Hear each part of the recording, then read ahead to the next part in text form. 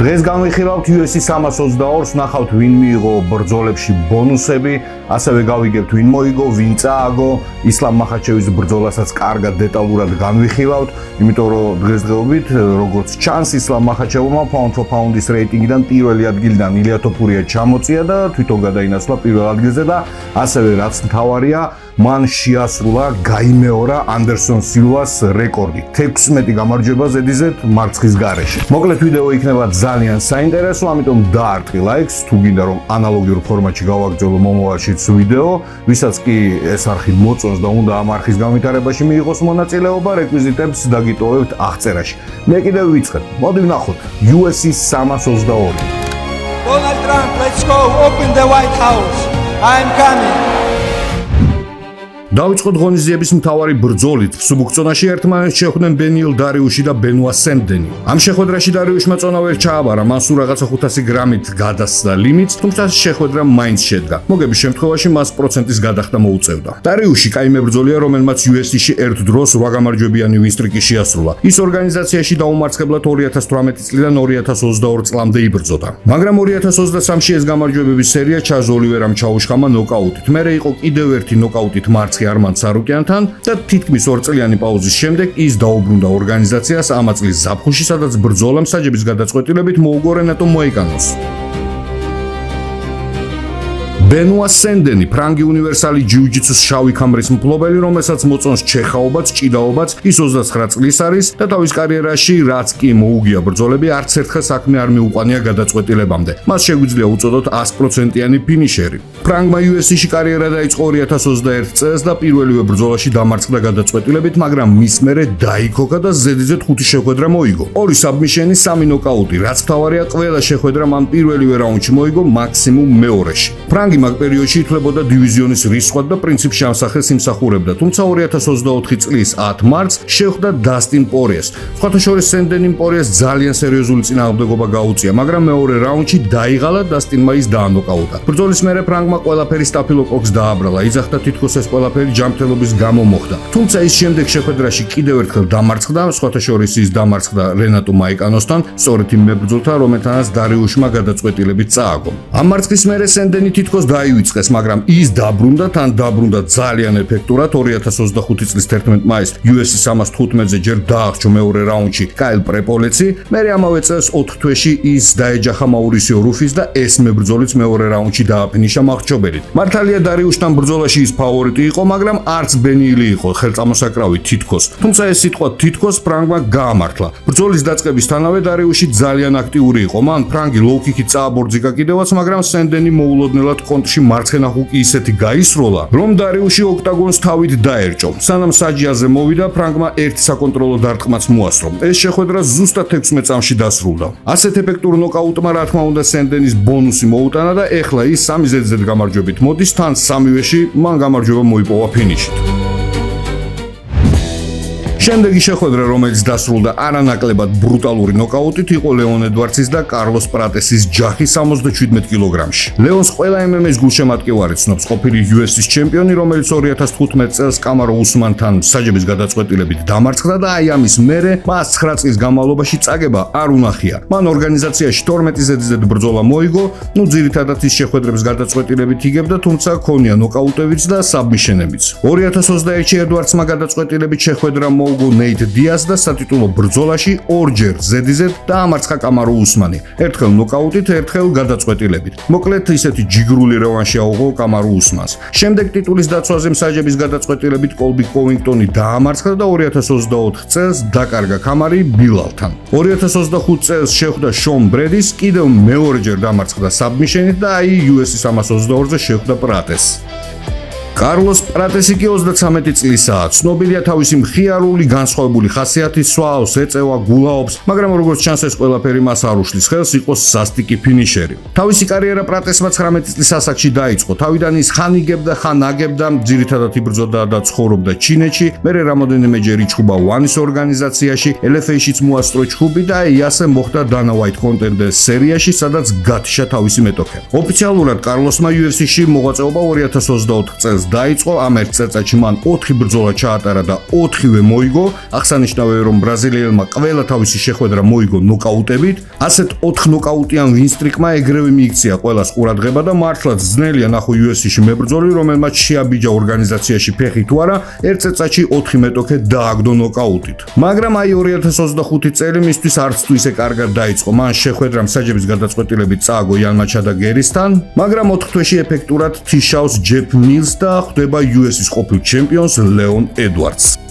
ამ შეხვედრის პირველი რაუნდი არც თუ ისე ეფექტური იყო. ედვარდსი მეტოქეს კლინჩი ჩაეხუტა და იმდენ ხასით გააქტიობის გარეშე, რომ საჯმა მებრძოლები გააშველა. ამ ბრძოლის მონაკვეთში UFC-ის ყოფილ ჩემპიონს ცოცხალი თავით შეხაობა არ უნდა და ამიტომ გაშველების მერე ის პრატეს თეიქდაუნის მცდელობით ეცა და მოახერხა კიდევაც გადაყვანა, მაგრამ ბრაზილიელმა პრობლემოთ მოახერხა ზედაკიტული მებრძოლი თადგომა. კი, თითქოს ედვარდსი დომინირებდა, აკონტროლებდა, ქულებს იწერდა და ეს რაუნდი თავის სასარგებლოდ დაასრულა, მაგრამ ამით მან ვერანაირი ვერ მიაყენა თავის მეტოქეს, ამას მიხვდებით, როდესაც ამ კადრებს დაინახავთ. მეორე რაუნდში პრატესმა აღარ მოუშვა მეტოქე ახლოს, მან ჯერ ძალიან დამაზიანებლად ედვარდს დაუცხრილა ფეხები და შემდეგ ერთი პირდაპირი დარტყმით გაუშვა ის ღრმა ნოკაუტში. მართალია ედვარდსმა არ დახუჭა თვალები, არ გაითიშა, მაგრამ ჩანდა რომ ის უგონოდ არის, სხვაგან არის. აი მართლაც რომ ნოკაუტი, რომელიც იმსახურებს ბონუსს. პრატესის კარიერაში ლეონი იყო ყველაზე სერიოზული მეტოქე, რომელიც იყო რეიტინგში მე-4 ადგილზე. მასზე გამარჯვებით ბრაზილიელი აუცილებლად აიწევს ზევით დაიკავებს რეიტინგში ან მე-4 ან მე-5 ადგილს, ამიტომ ვინც შეიძლება მალე პრატესმა სატიტულო ბრძოლას გამოჰკრას ხელი. ყოველ შემთხვევაში ის კაი მებრძოლია 100%-იანი ფინიშერი და თითქმის ყოველთვის MMA-ის კომაგებს ანებირებს ეფექტური ნოკაუტებით. ამიტომ პირადად მე სიამოვნებით უყურებდი მის სატიტულო შერკინებას. დაწერეთ კომენტარებში რას ფიქრობთ თქვენ, შეუძლია პრატესს ჩემპიონობა თუ კაი მოჭიდავე მას სამის საშუალებას არ მისცემთ, გელოდებით კომენტარებში. და კიდევ ერთი შერკინება 77 კილოგრამში, სადაც ერთმანეთს შეხვდნენ შონ ბრედი და მაიკლ მორაესი. ბრედი ამ შეხვედრაზე რეიტინგში მეორე ადგილს იკავებდა, იქამდე კი პირველზე იყო, სანამ ბილალი მადალენასთან დამარცხდებოდა. მორაესი კი ბრძოლაზე გავიდა რეიტინგში მერვე ადგილით. შონ ბრედი შავი ქამრის ფლობელი ჯიუ-ჯიტსუში, კაი ტატუირებული გრეპლერი, რომელიც დგომშიც ნორმალურია და ძალიან ძლიერია ფიზიკურად. მან ამ შეხვედრამდე UFC-ში 9 ბრძოლა ჩაატარა, საიდანაც 8-ში მოიპოვა გამარჯვება. ის შეხვედრებს იგებდა ან submission-ით ან გადაწყვეტილებით. პრომოუშენში შონი მხოლოდ ერთხელ დამარცხდა, ეს მოხდა 2022 წელს ბილალ მუჰამედთან. თან დამარცხდა ნოკაუტით. სამაგიეროდ მის მერე სამ ძლიერ სპორტსმენს გამოგლიჯა ხელიდან გამარჯვება. მან ჯერ 2023-ში შეხვედრა მოუგო ხელზე მტკივნეულ კელვინ გასტელამს, შემდეგ 2024-ში მსაჯების გადაწყვეტილებით ბრძოლა მოუგო გილბერტ ბერნს და ბოლოს 2025 წლის 22 მარტს დააღწია UFC-ის ყოფილი ჩემპიონი ლეონ ედვარდსი. მოკლედ ედვარდსი რაღაც ძალიან ცუდ ტალღაზეა. სამიზედზე მარცხი ეს მეტისმეტია ყოფილი ჩემპიონისთვის, მაგრამ აი შონ ბრედი კი კაი ვინსტრიკით მოდიოდა. ნუ იქამდე სანამ მაიკლ მორაეს შეხვდებოდა ამ UFC 322-ზე. მორაესი კი ნამდვილი აღმოჩენა ორგანიზაციისთვის. ის დაუმარცხებელია 18-0 პროფესიონალებში, 6-0 კი UFC-ში. ეკვადორელი ძალიან ძლიერია, დიდია, გრძელი ხელებით, რომელიც შეხვედრებს ძირითადად იგებს ნოკაუტებით და ამის მაგალითი 13 ნოკაუტია 18 შეხვედრიდან. არ არის ტრეშ თოლკერი, არ ითხოვს ხმაურიან მეტოქეებს, ის უბრალოდ გადის ოქტაგონში, უმაღლეს დონეზე ასრულებს თავის საქმეს და მიდის სახლში. 6 შეხვედრიდან UFC-ში 4 ბრძოლა მან ნოკაუტით დაასრულა, მათ შორის დააფინიშა ისეთი ძლიერი მებრძოლი, როგორიც არის გილბერტ ბერნსი. მოკლედ, ამომავალი ვარსკვლავი, რომელიც დიდი ალბათობით ასეთ ტემპში მალე მიიღებს სატიტულო შეხვედრას. რაც შეეხება თვითონ შეხვედრას, ბრედის და მორაეს შორის შერკინება პირველივე რაუნდში დასრულდა. თავიდან თითქმის 2 წუთის განმავლობაში მებრძოლები ერთმანეთს დისტანციიდან ზვერავდნენ, განსაკუთრებულად მნიშვნელოვანი არაფერი მომხდარა და აი მეორე წუთის მიწურულს ეკვადორელმა დააყარა ბრედის და თან ისე დამაზიანებლად დააყარა, რომ ის შეირყა. მორაესმა თავისი საქმე მიიყვანა ბოლომდე და მორიგი ნოკაუტი გაიფორმა თავისი ბონუსით. ეხლა მებრძოლს უკვე 19 გამარჯვებიანი ვინსტრიკი აქვს, საინტერესოა ვინ იქნება მისი შემდეგი მეტოქე. პირადად მე სიამოვნებით ვნახავდი მას კარლოს პრატესთან საპრეტენდენტო შერკინებაში. 2 მჩეხავი, 2 სტრაიკერი, მოკლედ სასწაული ჩხუბი იქნებოდა, რომელიც აუცილებლად დასრულდებოდა რამე ბრუტალური ფინიშით. და ის სატიტულო ბრძოლებსაც მიუახლოვდით ვალენტინა შევჩენკოს ჟან ვეილის წინააღმდეგ. ვეილი მოქმედი UFC-ის ჩემპიონია, რომელმაც თავისი კამარი 52 კილოგრამში დატოვა, ავიდა ერთი კატეგორიით მაღლა და განიზრახა მეორე ტიტულის მოპოვება, სადაც მას დახვდა 57 კილოგრამის ნამდვილი დედოფალი ვალენტინა შევჩენკო. პრინციპში გოგოებს შორის ასეთი შერკინება არასდროს მომხდარა. ქალების pound for pound-ის რეიტინგში ვალენტინა იკავებს პირველ ადგილს, ვეილი ჟანგი კი მეორეს. ასეთი რეიტინგების დაპირისპირება ორგანიზაციის ისტორიაში მხოლოდ ერთხელ მოხდა, როდესაც ისლამ მახაჩევი ვოლკანოვსკის დაეჯახა და აი ეხლაც იგივე მოხდა გოგოებში. UFC-ის დიდი ალბათობით ვეილის გამარჯვება უფრო აწყობდა, ამით ისინი გავიდოდნენ უდიდეს ჩინურ ბაზარზე, მაგრამ შევჩენკომ მართლა სულ სხვა დონეა. ძალიან მოკლედ რომ აგიხსნათ ვინ არის ვალენტინა შევჩენკო, გეტყვით რომ ის არის სპორტის ოსტატი ტაიკვანდოში, მუაიტაიში, კრივში, კიკბოქსინგში, ასევე ძიუდოში. ის 10 ჯერ იყო მსოფლიო ჩემპიონი მუაიტაიში, 50 ბრძოლამდე ჩაატარა კიკბოქსინგში, რამოდენიმეჯერ პროფესიონალურ კრივშიც გამოვიდა და რაც თავარია MMA-ში პროფესიონალებში მან 30 ბრძოლა ჩაატარა. UFC-ის კამარი, ამ ბრძოლამდე შევჩენკომ წელზე 10 ჯერ მოიხვია. რაც შეეხება ჩინელს, ისიც თავისი დივიზიონის ნამდვილი მონსტრია. ის ორგანიზაციის ჩემპიონი 6 ჯერ გახდა და როგორც შევჩენკომ, ვეილიმაც პროფესიონალებში 30 შეხვედრა ჩაატარა. UFC-მდე ჩინელი სხვადასხვა აზიურ პრომოშენებს აკანკალებდა ჩემპიონის რანგში და როგორც ვალენტინას, მასაც 2 მარცხი აქვს UFC-ში ერთი და იგივე სპორტსმენთან. 2021 წელს მან შეხვედრა წააგო როუს ნამაიუნესთან ნოკაუტით, ამავე წელს იგივე მებრძოლთან სარევანშო ბრძოლა წააგო, ოღონდ უკვე გაყოფილი გადაწყვეტილებით. რაც შეეხება ამ ორი ჩემპიონის შერკინებას, ვალენტინა უკონკურენტო იყო. ჯერ დავიწყოთ იმით, რომ შევჩენკო ვიზუალურად ბევრად დიდი იყო ჩინელზე. მართალია ეს ბრძოლა გაგრძელდა 5-ვე რაუნდი, მაგრამ 5-ვე რაუნდში ვალენტინა უბრალოდ უკეთესი იყო ყველგან. მიწაზეც, დგომშიც, ჰაერშიც, კოსმოსშიც. მოკლედ ეს იყო სრული დიკლასი შევჩენკოს მხრიდან. და რა თქმა უნდა, ის მე-11 ჯერ იხევს წელზე კამარს და ასევე მან ქალების რეკორდი მოხსნა ტეიქდაუნებში, 60 გდება UFC-ის კარიერაში.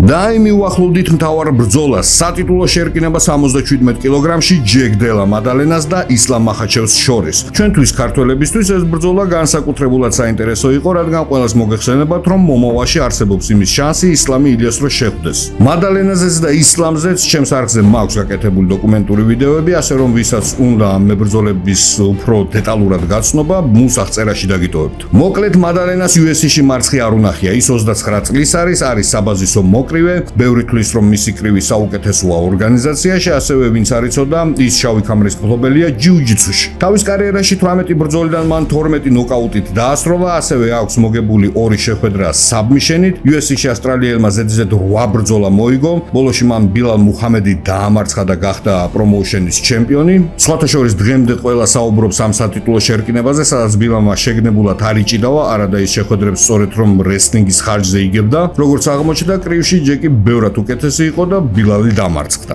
ისლამთან შეხვედრამდე მადალენა 18 გამარჯვებიანი ვინსტრიკით მოდიოდა. მას ასევე 2 მარცხი ჰქონდა, მაგრამ კარიერის დასაწყისში 2016 წელს და თითქმის მაგდენი ხანივე ისლამს არ წაუგია. მახაჩევს მხოლოდ 1 მარცხი აქვს, ეს მოხდა 2015 წელს ისლამის მეორე შერკინებაში UFC-ში, სადაც ის პირველივე რაუნდში ადრიანო მარტინესმა დაანოკაუტა და აი ამის მერე გავიდა უკვე 10 წელი და დაღესტნელს მარცხი არ უნახია. ამ მომენტისათვის ისლამის რეკორდია 28 გამარჯვება და 1 მარცხი. მადალენასთან შეხვედრის მომენტში შესაბამისად 27 გამარჯვება ჰქონდა. ასევე ისლამი არის მსოფლიო ჩემპიონი სამბოში, სწორედ რომ სამბო არის მისი საბრძოლო ბაზა და არის ძიუდოში შავი ქამრის მფლობელი. სუბუქწონაში მახაჩევს რეკორდი აქვს მოხსნილი ტიტულების დაცვაში, მან 2022 წელს დაახრჩა ჩარლზ ოლივერა, გახდა ჩემპიონი, რის მერეც 4 ჯერ დაიცვა ტიტული და აი ეხლა გადმოვიდა 77 კილოგრამში მეორე ქამრის მოსაპოვებლად. რაც შეეხება თვითონ ბრძოლას, ეს იყო 25 წუთიანი დომინაცია დაღესტნელის მხრიდან. შეგახსენებთ, რომ ისლამი იყო პრეტენდენტი, მადალენა კი მოქმედი ჩემპიონი.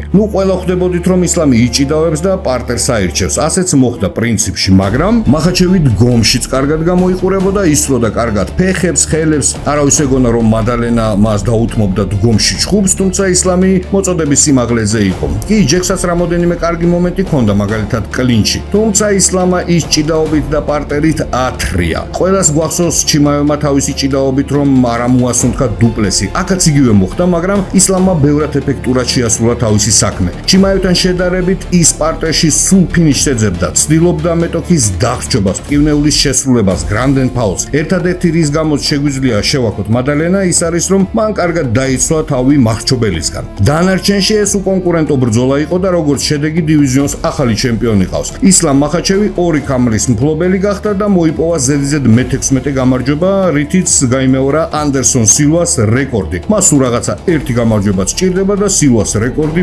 მოხსნილია. ეხლა კი თქვენ კომენტარებს ველოდებით, დამიწერეთ როგორ მოგეწონათ UFC 322, რომელი ბრძოლა მოგეწონათ ყველაზე მაგრა და რაც თავარია, აუშვებდით ილია თოფურიას 77 კილოგრამში ისლამ მახაჩევთან დასაჯახებლად. ისე კიდევ ერთხელ ვწმუნდები, რომ ილია თოფურია აუცილებლად შეხდება ისლამ მახაჩევს თეთრ სახში ამ წლის ზაფხულში და რატო?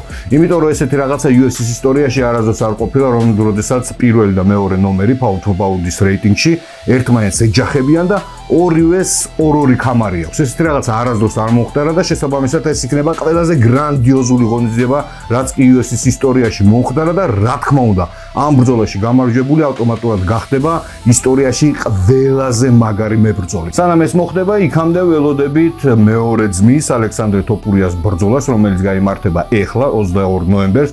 ის შეხვდება ბეგზად ალმახანს და თუ ბეგზადზე გაინტერესებს ვიდეო მისი კარიერა, მაშინ შეგიძლია ბმულში ნახო მასთან დაკავშირებით გაკეთებული მაქვს ერთი დოკუმენტური პატარა ვიდეო. ამავე დღეს, ანუ 22 ნოემბერს, მთავარ ბრძოლაში როგორც იქნა გამოჩნდა არმან ცარუკიანი, რომელიც დაეჯახება დენ ჰუკერს. ასევე ყოფილი ჩემპიონი ბილალ მუჰამედი დაეჯახება იან მაჩადაგარის, ესაც ძალიან საინტერესო ბრძოლა იქნება, ასე რომ წინ ძალიან მაგარი ამბები გველოდება. მე კიდევ ამით გემშვიდობებით უბრუნდები კონორ მაკგრეგორზე მეორე ნაწილის დამონტაჟებაზე. პირველი ნაწილი იყო ძალიან საინტერესო, შეგიძლიათ გადახვიდეთ ჩემს არხზე და ნახოთ მასზე ფილმი დოკუმენტური. ეს იქნება მეორე ნაწილი და შეიძლება მესამე ნაწილიც გამოუშვათ. მოკლედ გემშვიდობებით მომავალ შეხვედრამდე.